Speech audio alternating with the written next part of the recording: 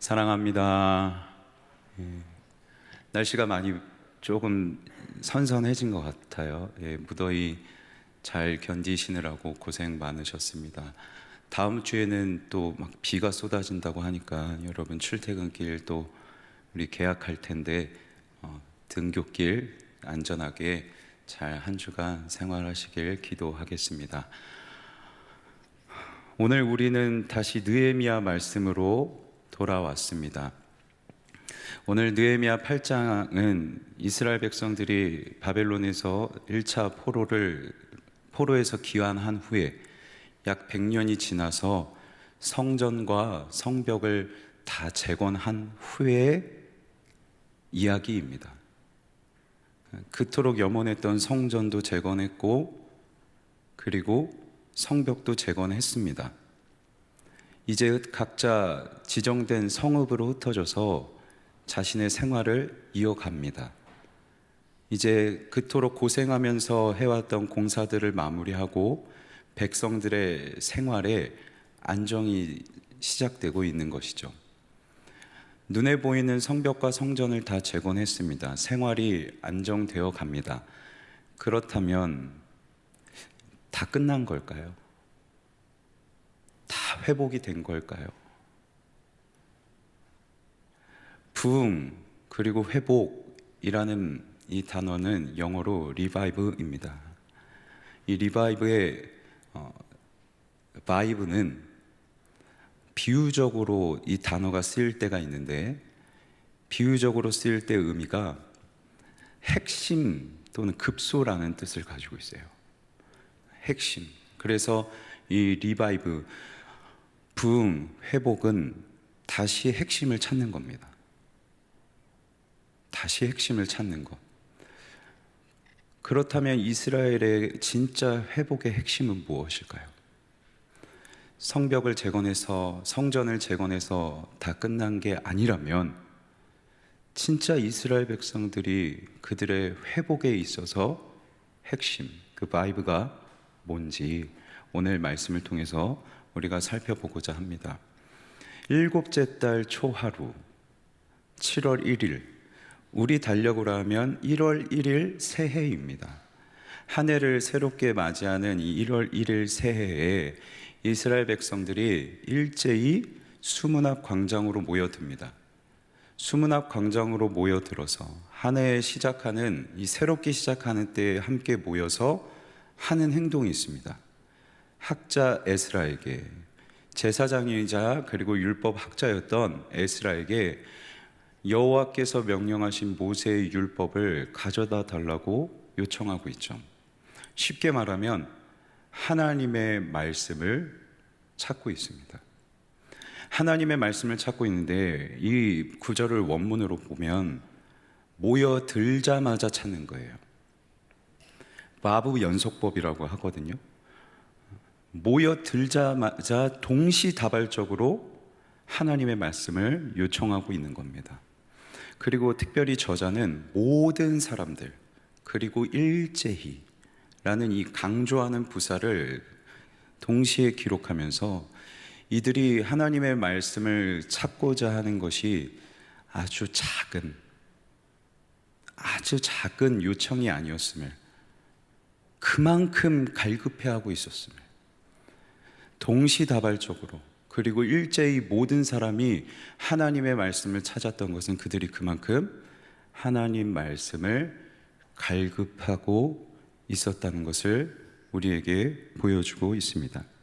특별히 일곱째 달 초하루 이 새해 1월 1일은 이스라엘에게 있어서 나팔절이라는 절기입니다. 이들은 새해에 시작할 때 나팔을 붑니다. 나팔을 부는 이유가 있습니다. 나팔을 불면 메시아가 나타나서 마귀를 물리칠 것이다. 메시아의 시대가 도래해서 사단의 시대가 이제 물러날 것이다 라는 이 유대인들의 일종의 신앙이 있었습니다. 그래서 새해 변화가 필요한 때 그리고 또 다른 한 해를 시작할 때 이들은 나팔을 찾았고 나팔을 불면서 마귀의 시대가 떠나가듯 우리에게 이제 변화의 시대, 새로운 시대가 오겠구나 하는 마음으로 나팔을 불었던 것이죠.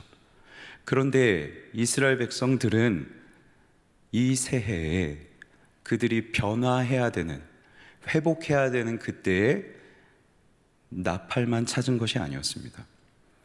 그들이 불었던 또 한 가지, 그것이 바로 하나님의 말씀이었던 것이죠. 이것이 핵심입니다.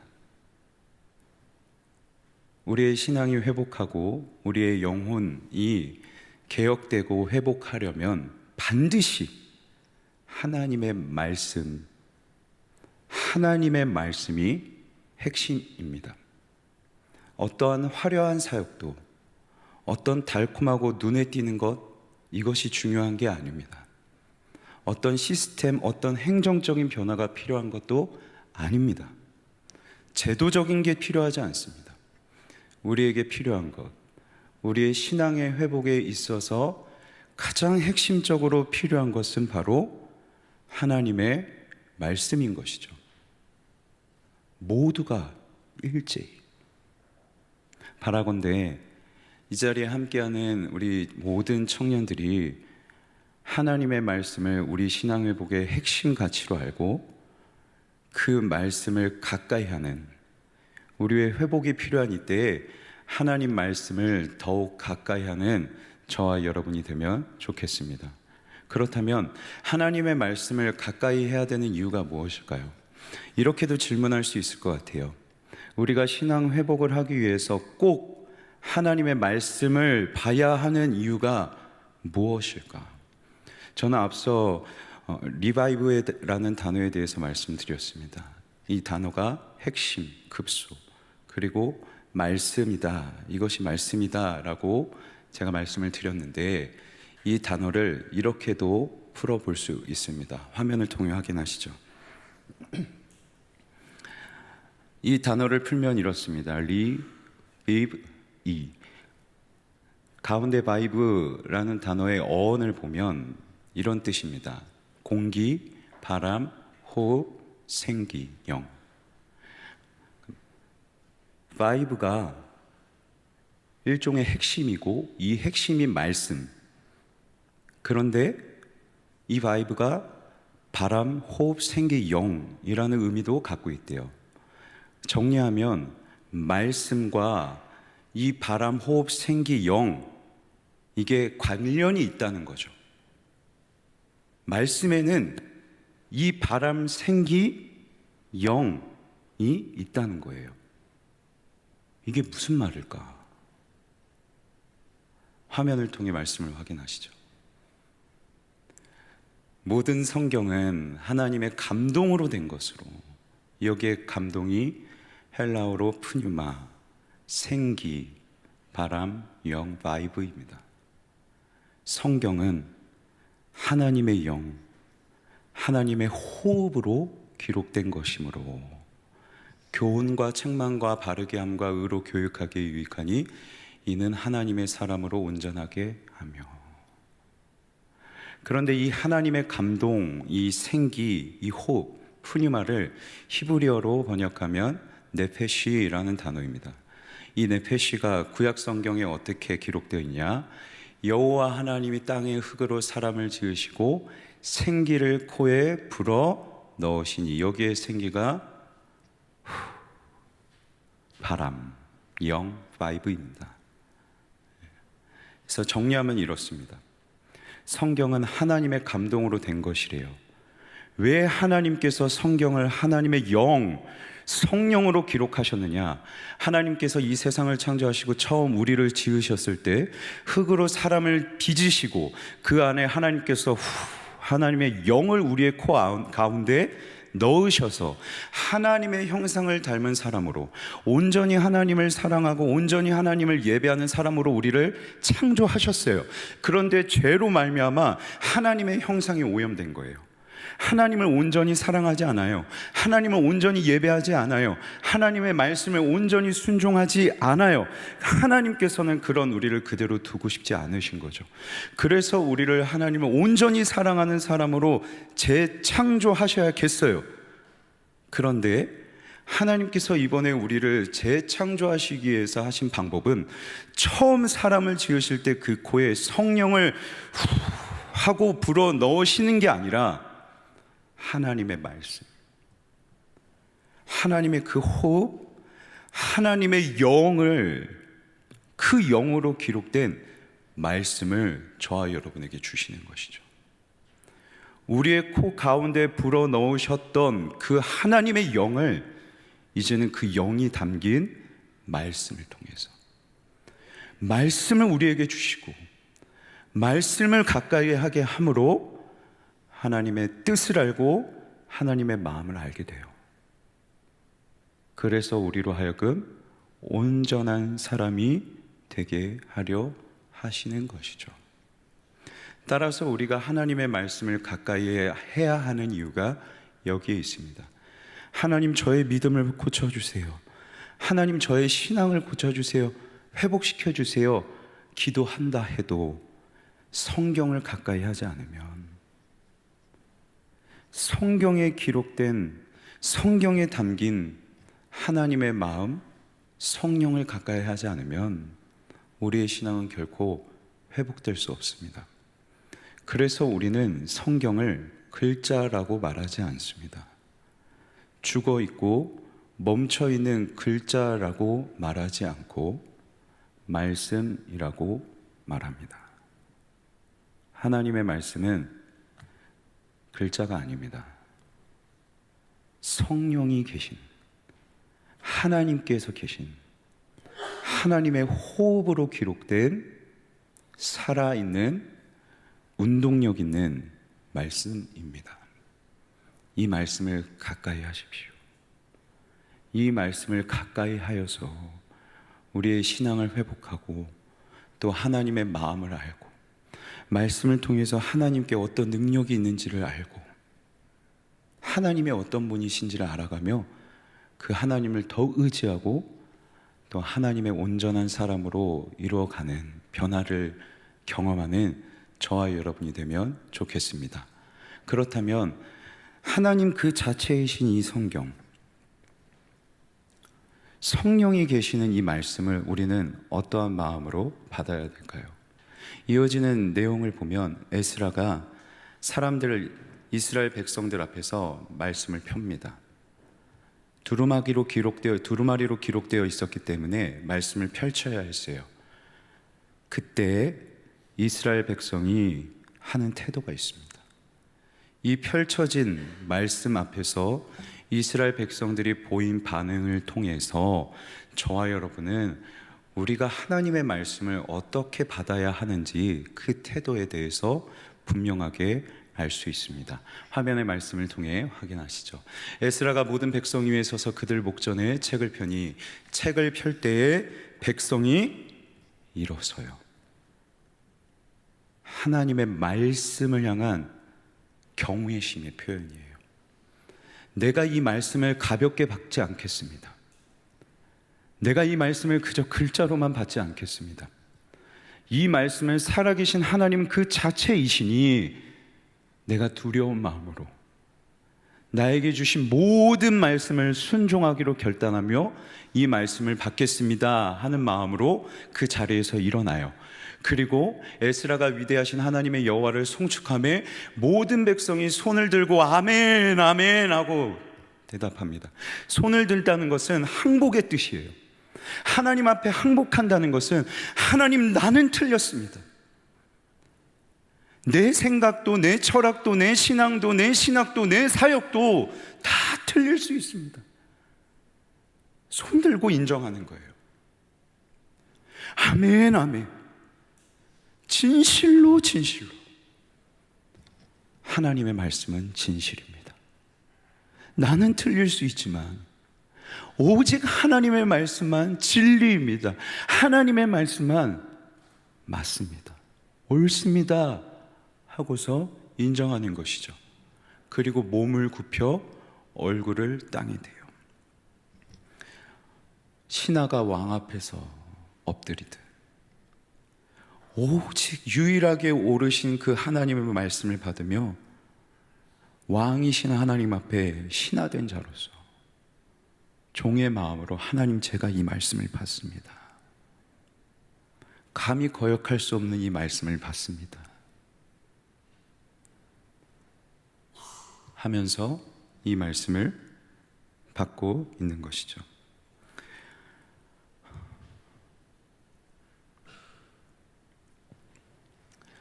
이어지는 말씀을 한번 볼까요?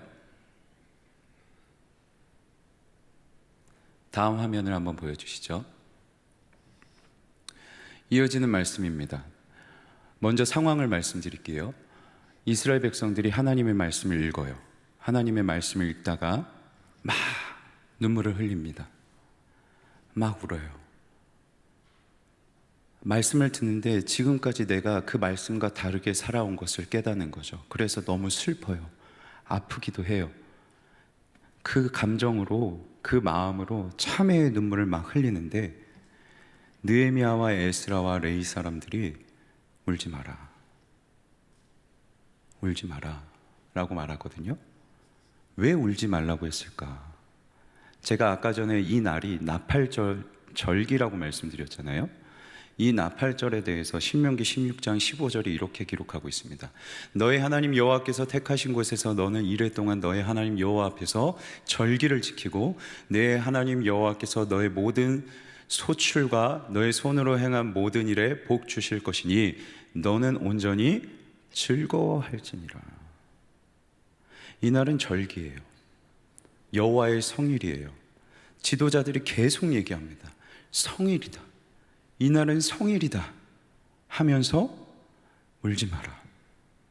하나님 말씀에 이날은 여호와의 성일이니 온전히 즐거워하라고 말씀하셨어. 그러니 슬퍼도 아파도 울지 마 하고서 지도자들이 하나님의 말씀에 근거하여서 백성들에게 권면하고 있는 것이죠. 그런데 백성들이 이 권면을 듣고 그들이 이렇게 반응합니다. 다음 말씀을 보실까요? 모든 백성이 곧 가서 먹고 마시며 나누어 주고 크게 즐거워하니 이는 그들이 그 읽어 들려준 말을 밝히 알미라. 지도자들이 하나님 말씀에 권면하고 그들이 받은 그 하나님 말씀에 순종해서 울지 않아요. 이스라엘 백성들의 그 하나님 말씀 앞에서의 태도의 순서가 보이십니까? 하나님의 말씀을 사모했어요. 하나님의 말씀을 갈급해했어요. 그리고 귀 기울였어요. 3절에 보시면 새벽부터 정오까지 하나님의 말씀에 귀 기울였대요. 약 6시간을 집중해서 하나님 말씀을 들은 거죠. 하지만 귀로 듣는 것에만 멈추지 않았어요. 마음으로 받았어요. 울지 말라 하시는 그 말씀을 내 마음으로 받고 울고 싶어도 울지 말라 하시니 울고 싶은 내 마음을 하나님 말씀 앞에서 꺾은 거죠. 말씀을 사모하고 말씀에 집중하고 말씀을 귀로 듣고 마음으로 받습니다. 하나님의 말씀을 어떻게 받고 계세요? 하나님 그 자체이신데 이스라엘 백성들은 하나님을 면전에 보면 죽으니까 감히 쳐다보지도 못했어요. 모세도, 그 모세도 하나님과 마주할 때 죽을까봐 얼굴에 수건을 덮었어요. 글자가 아니라 하나님 그 자체, 살아계신 하나님의 살아있는 운동력 있는 말씀, 이 말씀을 어떻게 받고 계세요? 글자로 보고 계세요? 아니면 말씀으로 받고 계세요? 오늘 말씀 앞에서 저와 여러분이 내가 하나님의 말씀을 어떻게 받고 있는지 우리는 한번 나 자신을 돌이켜볼 필요가 있어요. 특별히 우리가 여기서 짚고 넘어가야 할 두 가지 사실이 있습니다. 첫째, 말씀을 받다가 아파요, 슬퍼요, 참회가 일어나요. 그래서 울었어요. 여러분이 한번 속으로 대답해 보세요. 잘못한 겁니까? 말씀 받다가 막 참회의 눈물 흘릴 수 있는 거 아니에요? 이 눈물은 합리적인 눈물이에요. 근거가 있는 눈물이에요. 누가 뭐라고 하겠어요? 말씀 받다가 깨닫고 운다는데. 합리적인 근거가 있는 내 감정도, 근거가 있는 내 계획도, 내 신앙도, 내 철학도, 아무리 그것이 합리적이라 해도, 근거가 있다 해도, 옳다 해도 하나님 말씀이 하지 말라 하면 거꾸는 거죠.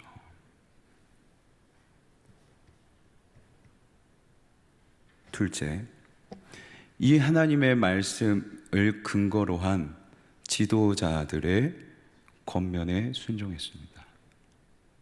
물론 지도자도 하나님의 말씀에 근거해서 옳게 해석하여서 근거할 필요도 있고, 반대로 그 권면을 받는 여러분들이 앞으로 인생에서 만나게 될 수많은 영적 지도자들의 권면을 내 감정과 맞지 않아도, 내 철학과 내 신앙과 맞지 않아도 그게 하나님의 말씀에서 근거한 것이라면 꺾을 줄 아셔야 합니다. 이게 왕의 말씀을 신하된 자로서 받는 태도입니다. 아무리 근거가 있어도 이렇게 받고 계세요?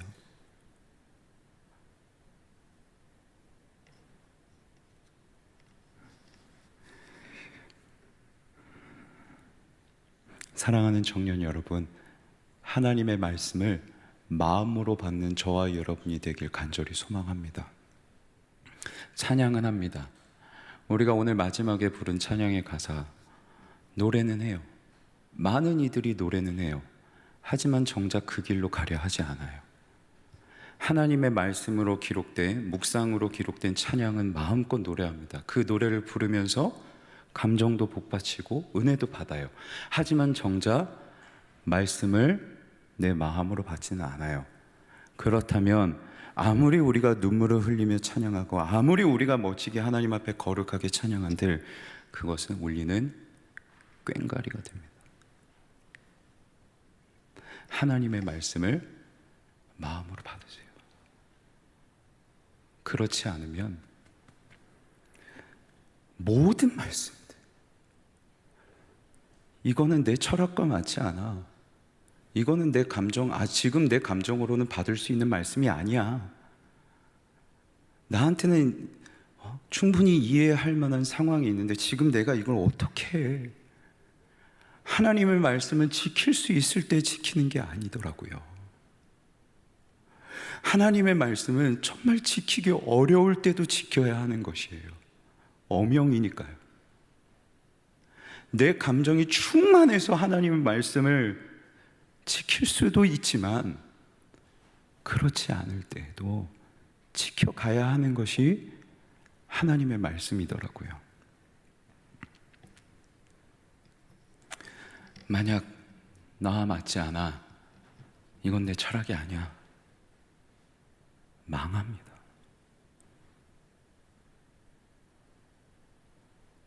하나님 마음으로부터 더 멀어지실 거예요.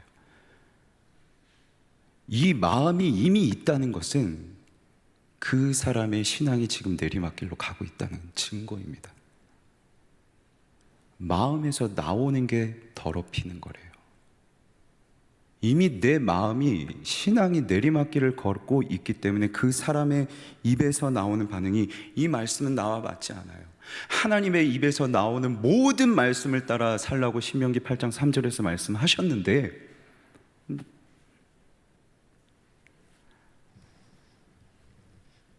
망해요.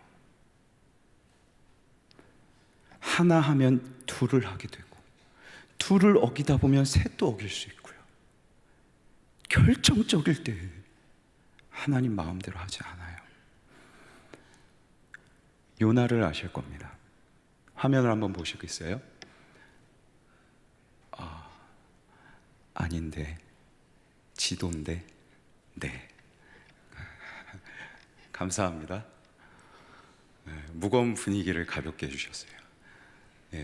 하나님께서 요나에게 너 니느웨로 가서 니느웨 백성들을 향하여 하나님의 말씀을 선포해라.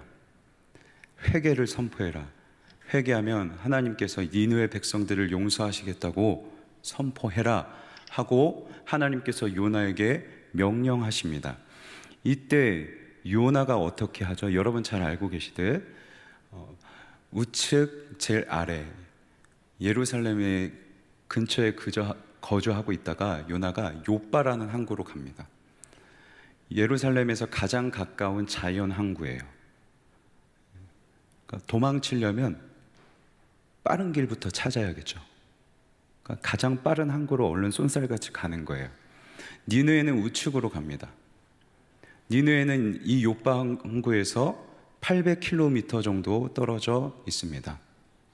그런데 하나님께서 니느웨로 가라 하셨지만 요나는 니느웨로 가지 않고 정반대, 하나님의 뜻이 있고 하나님의 마음이 있는 곳과 정반대로,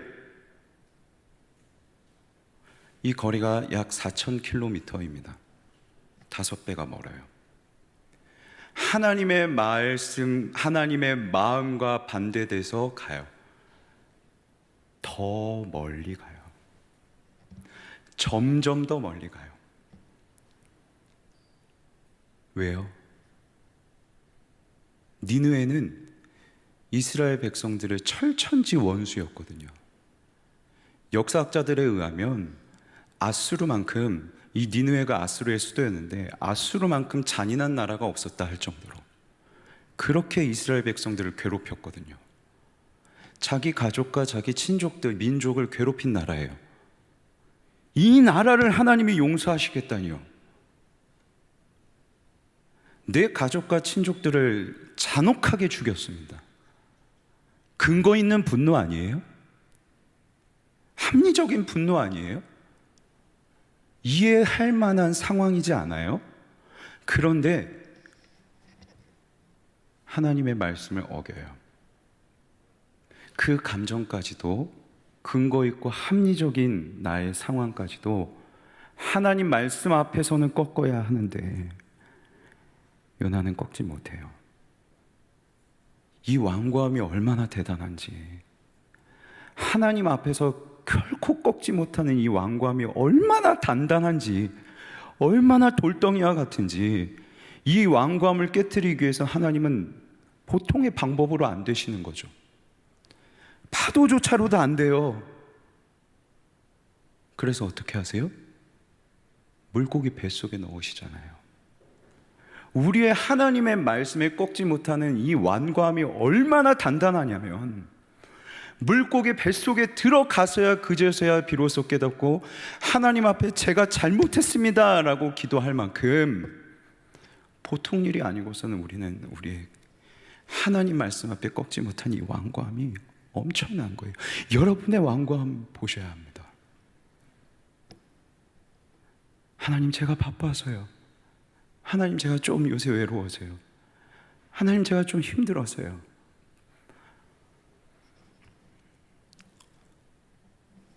저에게 하나님 근거가 있어요.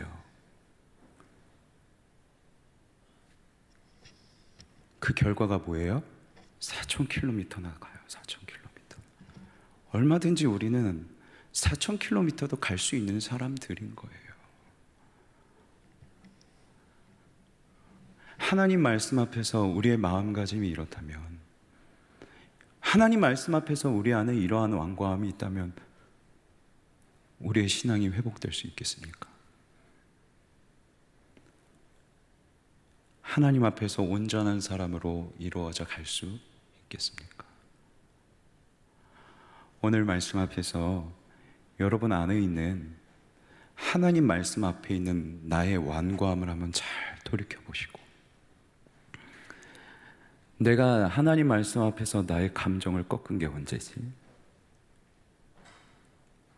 하나님 말씀 앞에서 내 계획을 꺾은 건 언제지?